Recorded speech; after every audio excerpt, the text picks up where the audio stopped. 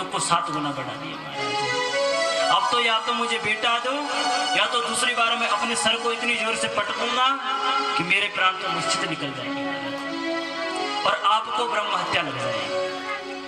अब तो संत जी की धड़कन तेज हो गई कि व्यर्थ में ही हमने ब्रह्म हत्या मोल ले ली। तो समझाने लगे, अरे ब्राह्मण, हमने तुम्हारा क्या बिगाड़ा था? जब भगवान ने विधाता ने तुम्हारे ललाट मस्तक में संतान का योग नहीं रखा, तुम कहां से लाकर दे? बोले महाराज कहीं से भी लाकर दो, हमें क्या मतलब, हमें तो केवल बेटा चाहिए। क्योंकि मुझे मालूम है यदि संत चाहे तो विधाता के विधान को भी पलट देते हैं महाराज। तो महाराज ये बात आपके लिए कौन से बड़ी बात? संत समझ गए अब छोड़ने वाला नहीं। तुरंत महाराज जी ने तुरंत झोले से एक फल निकाला और कहा, महाराज इदं भक्ष्य पद्यातं तं पुत्रं तद भविष्य। महाराज आप ये फल लेकर जाओ और अपनी पत्नी को खिला दीजिए। यदि परमात्मा ने चाहा, ठाकुर जी ने चाहा तो निश्चित ही संतान हो जाएगा। अब तो पंडित आत्मदेव शर्मा खुशी के मारे उछल पड़े। बस बस महाराज हो गया काम। अब ये बताइए इसका कुछ नियम पालन तो नहीं करना पड़ेगा? संत कहने लगे, महाराज नियम पालन तो करने पड़ेंगे पर थोड़ा कोई खास नहीं है। एक समय भोजन करना पड़ेगा, पवित्र रहना पड़ेगा, किसी से लड़ाई झगड़ा नहीं करना पड़ेगा। पंडित जी बोले, महाराज और तो सब कुछ कर सकती है परंतु लड़ाई झगड़ा करना नहीं छोड़ सकती, क्योंकि ये तो धुंधली का परम विशिष्ट गुण है हमारा। संत के चरणों में साष्टांग दंडवत प्रणाम किया और तुरंत सो दौड़ लगाई घर की ओर और घर पे जाकर दरवाजे पे कुंडी बजाने लगी। अरे सुनती हो, क्या सुस्वादु फल लाया हूं, इस फल को पालोगी तो संतान हो जाएगी। नारायण भजमन नारायण भजमन नारायण भजमन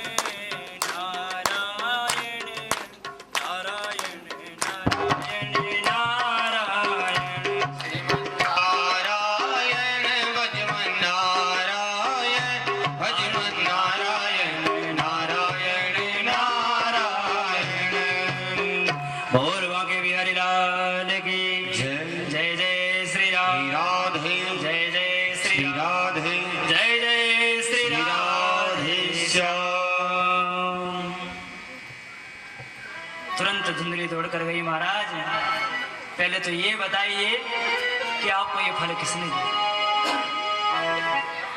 तुरंत आत्मदेव शर्मा जी ने पूरी घटना धुंधली को सुना दी। अब तो धुंधली बेचारे चक्कर में पड़ गई। ना जाने महाराज किसने कौन सा फल दिया होगा, कौन सा मंत्र पढ़ा होगा, ना जाने कोई मेरे ऊपर कोई जादू टोना तो नहीं कर रहा महाराज। यदि कोई मेरे ऊपर जादू टोना कर रहा हो महाराज, मैं ऐसे किसी पर विश्वास थोड़ी ना करती, जैसे हमारे पंडित जी विश्वास कर रहे थे।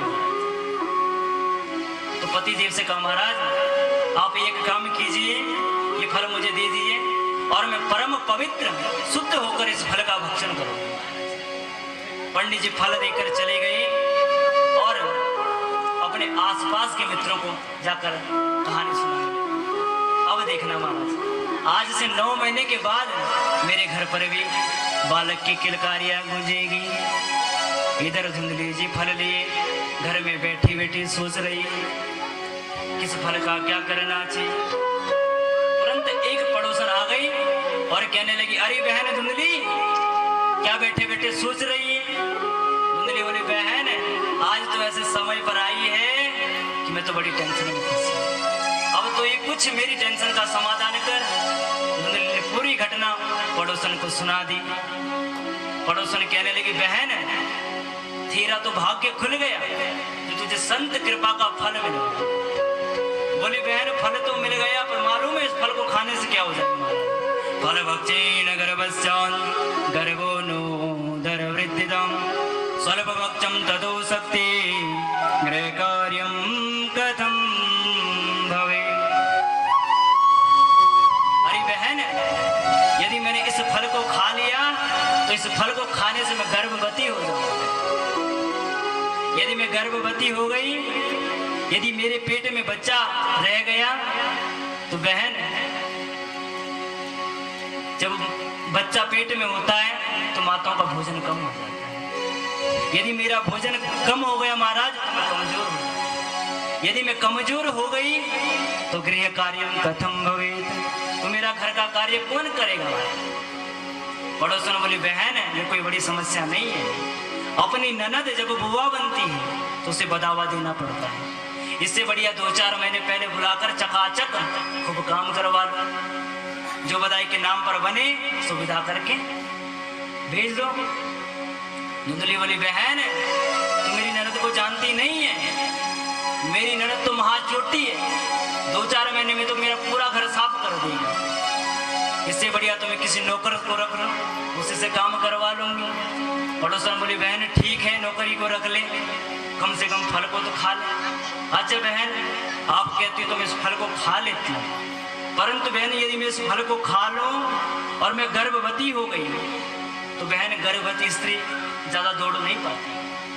पड़ोसन बोली, राम राम क्या सोच रही है। अरे बहन तुझे कहाँ दौड़ना है, तुझे तो घर पे जाकर आराम करना है। धुंधली बोली, बहन आराम तो करना है, परंतु यदि अचानक भूकंप आ गया, घर में आग लग गई, तो प्रत्येक व्यक्ति तो दौड़कर अलग खड़े हो जाएंगे बहन, परंतु मरना तो मेरा होगा।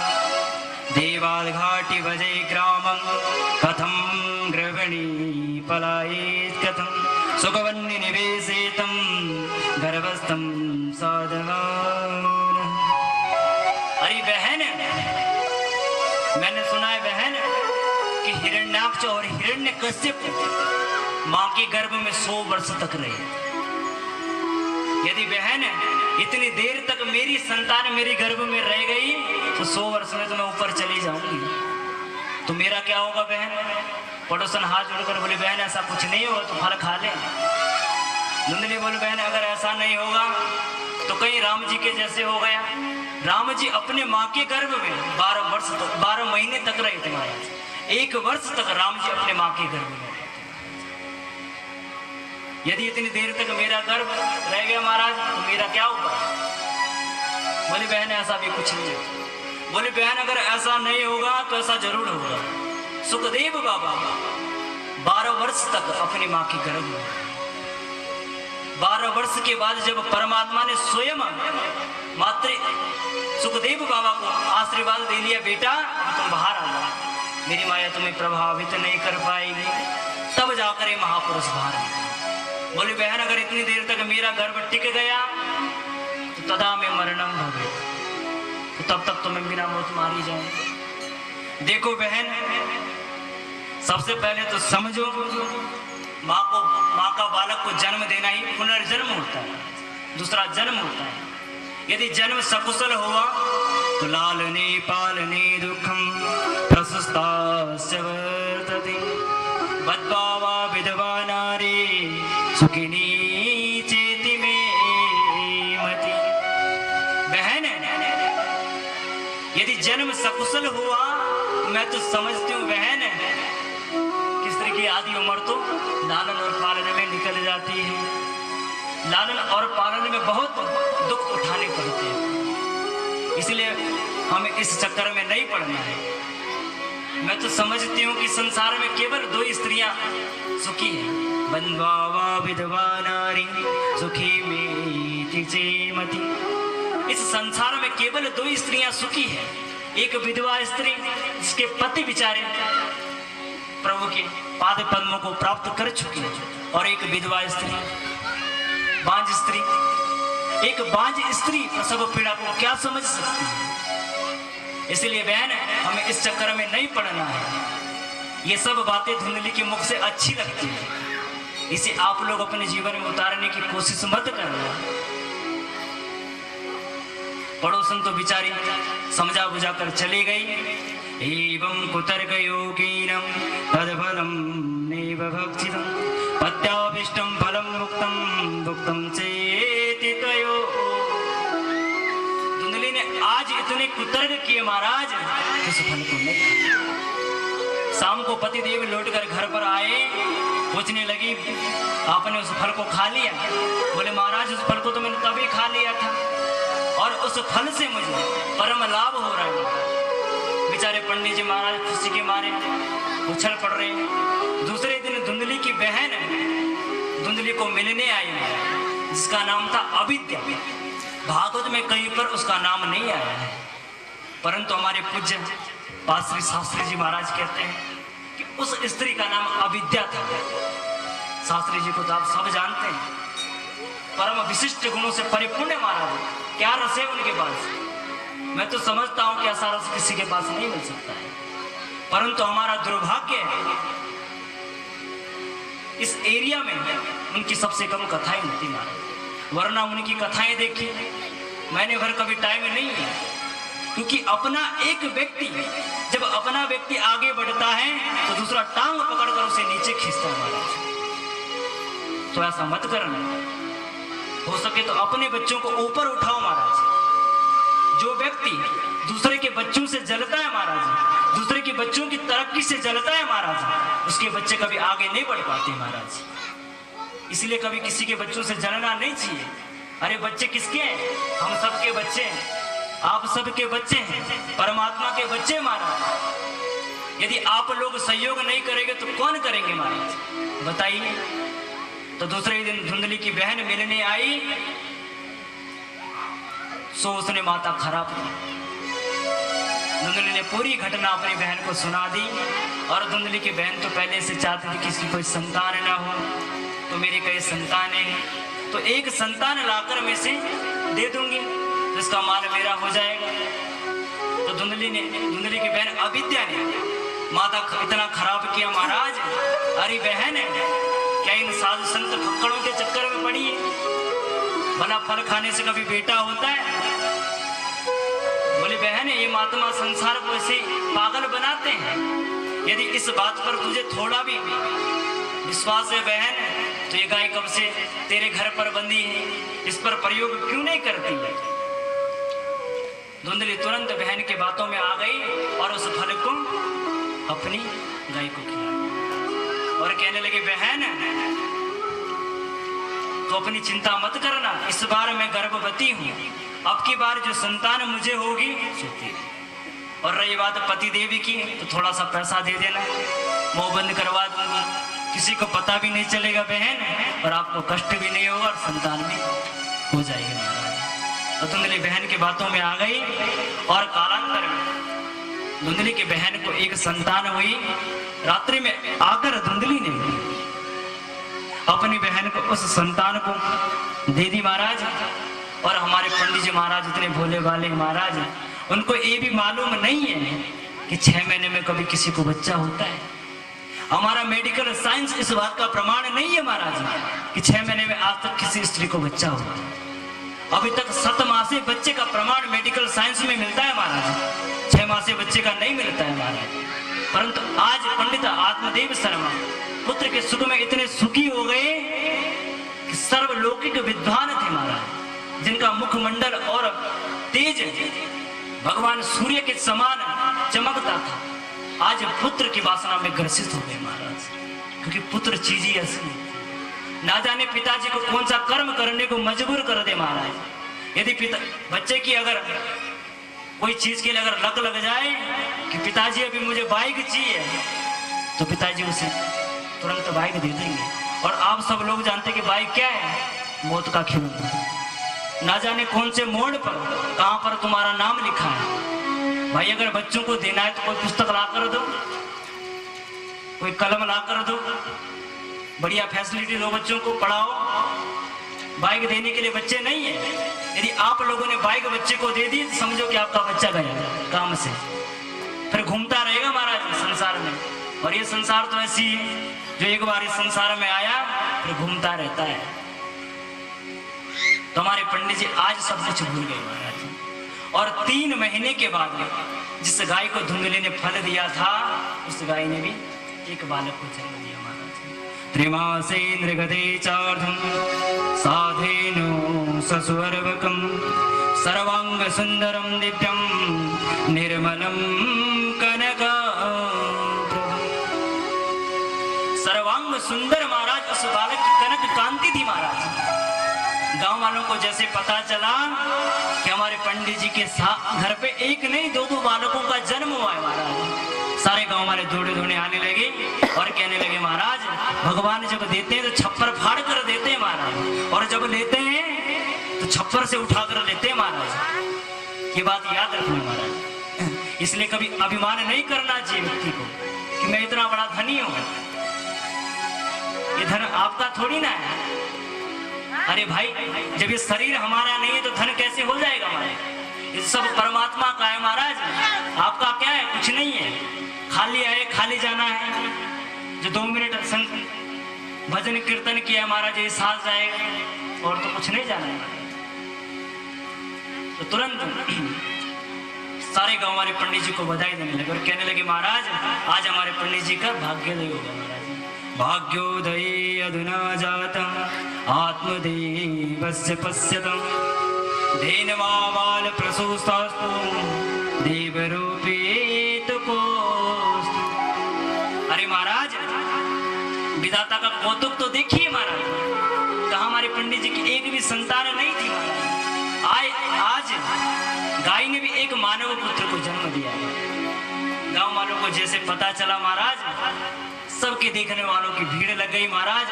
खूब बड़ा भारी महोत्सव मनाया और कालांतर में हमारे पंडित जी ने दोनों बालों को नामकरण संस्कार किया। गाय के पुत्र के कान गाय के जैसे थे इसलिए उनका नाम रखा महाराज गोकर्ण जी महाराज। और अपने बच्चे का बढ़िया सा नाम सोच रहे थे कितने में आकर धुंधली खड़ी हो गई। बोले महाराज 9 महीने गर्भ में मैंने कष्ट भोगे हैं तो नाम भी मैं ही रखूंगी।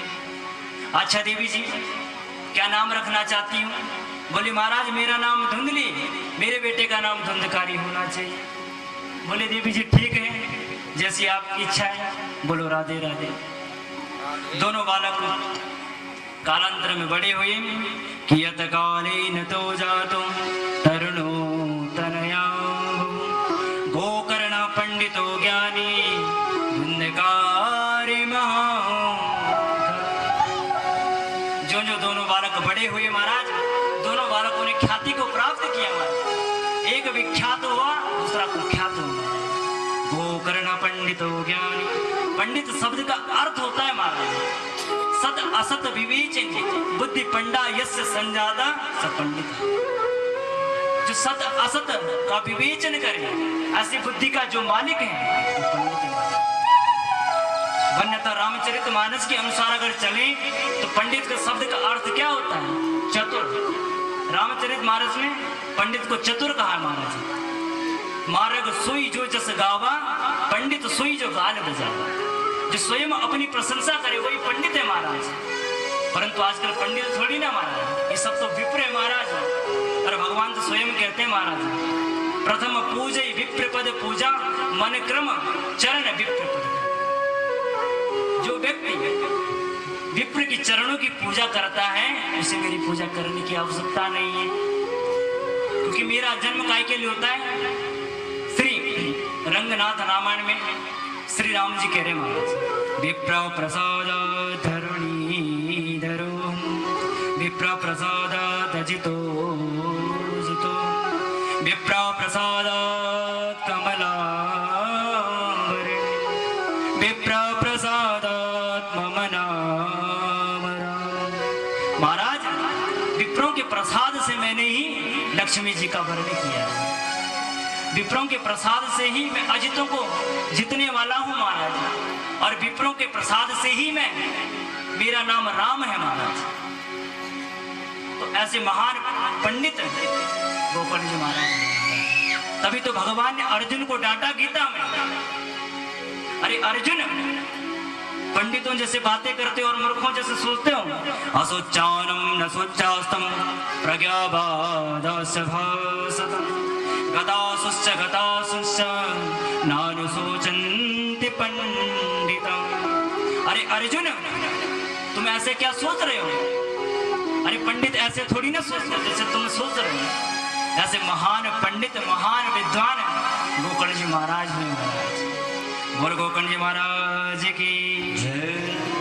और धुंधकारी उतना ही दुष्ट, दुराचारी और पाप कर्म में प्रवृत्त हो गए। एक दिन तो धुंधकारी ने ऐसा किया